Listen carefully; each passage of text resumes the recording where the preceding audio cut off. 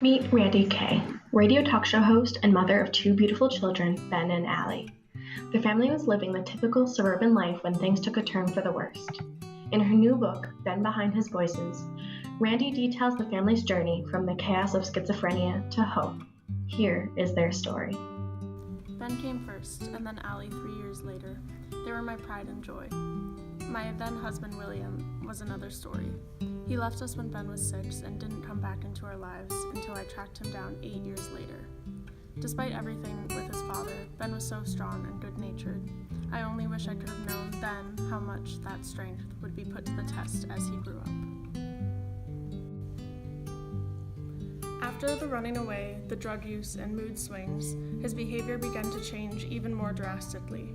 Still undiagnosed, I'd catch Ben testing objects before touching them, the way we check a doorknob for static electricity in the wintertime.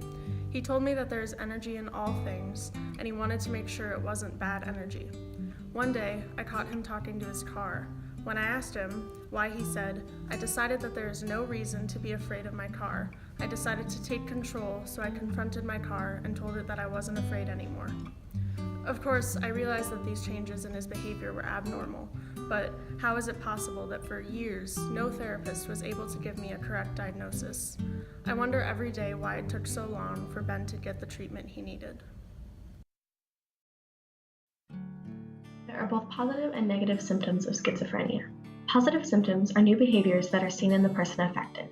These include rudeness, nervousness, mood swings, preoccupation with religion, suspicion, drug or alcohol abuse, hallucinations, and psychotic episodes.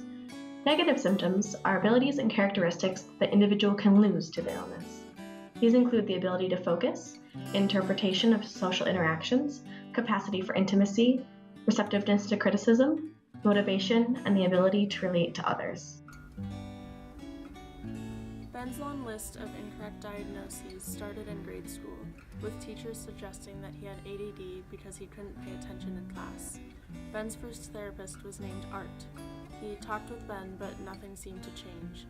I sent Ben to a wilderness assessment program in Montana for 10 months, and then we set him up at an assisted college program in Idaho. One day, he called me talking about psychic vampires, and I knew that he had to come home. Over the next year, we went through a slew of therapists and diagnoses. Dr. Zion diagnosed ADD, anxiety, OCD, and bipolar disorder. Dr. Marks said that schizophrenia was out of the question because Ben wasn't hearing voices. Dr. Tucker was just a way for Ben to get out of me taking him to the hospital. Rob thought Ben was actually psychic. Dr. Schneider said that Ben just needed a space of his own. Dr. Taylor was the first one to really talk to me about schizophrenia.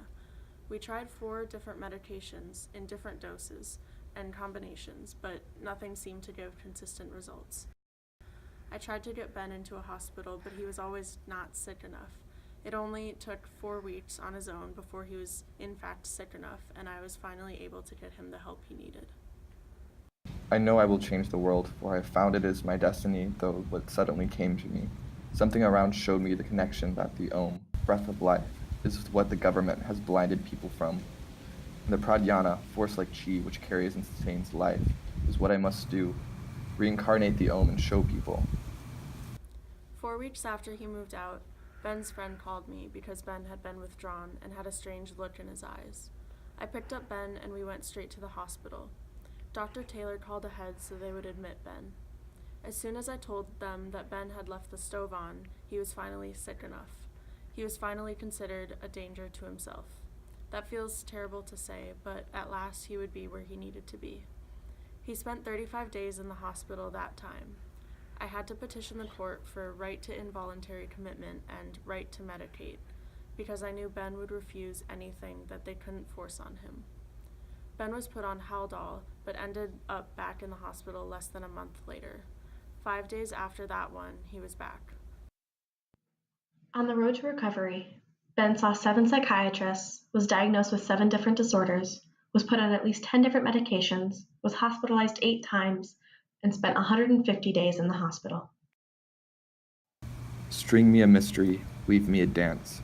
I'd do it myself, but I reside in a trance upon lack of recognition, so I give you a call, for I'm too numb to even feel the sleeping withdrawal, melt morning dreams into canopy. and reminisce, where 'neath its shade I ponder. After hospitalization number 5, Ben stabilized again. We enrolled him in state assistance programs to ensure he would take his medications and to get financial support because he couldn't work. Amazingly, Ben began to improve. He went back to school part-time and did well living in the transitional living unit in the mental health center. He joked, he laughed, he smiled. 5 months later, he was placed in Harrison House with other adults struggling with mental illnesses. We were blessed with a whole year of general peace before Ben relapsed again. Ben had 3 more hospitalizations that year, bringing the total to 8. Since that 8th hospitalization, years ago, Ben has not had any major episodes. Ben got a job working at a day center for those with mental illnesses, and he continued to express himself through poetry.